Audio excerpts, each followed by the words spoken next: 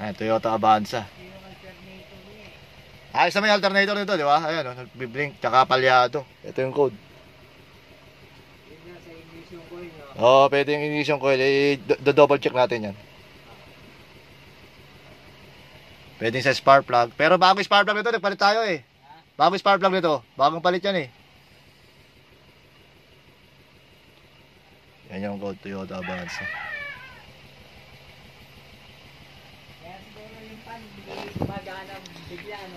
Hindi, gagana yan kasi pag kailangan maabot yung tamang temperature niya.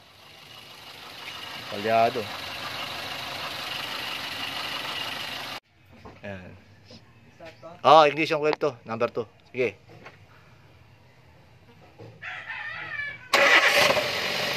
Wala talaga.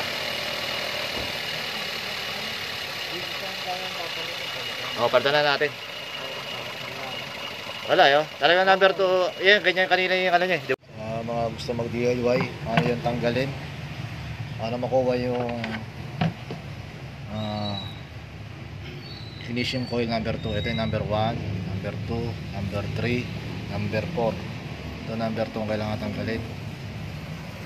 Tanggalin nyo muna to. Tanggalin nyo to. Gamit nyo yung G's. O kaya G's na yabe. Tanggalin nyo to. Tanggalin nyo to. Ito. Ito. Tapos iuurong nyo. Tatanggalin nyo to. Tanggalin nyo yan. Gis 10mm. Tapos ito.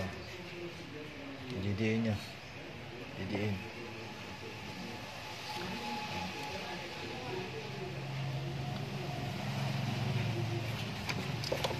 Ganda.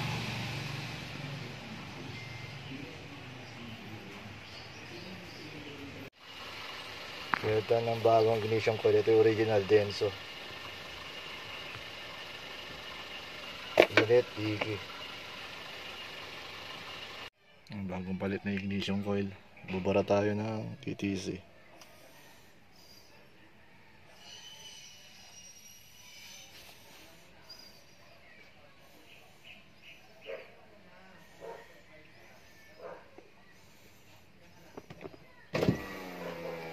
Ito buburahin ko na ha.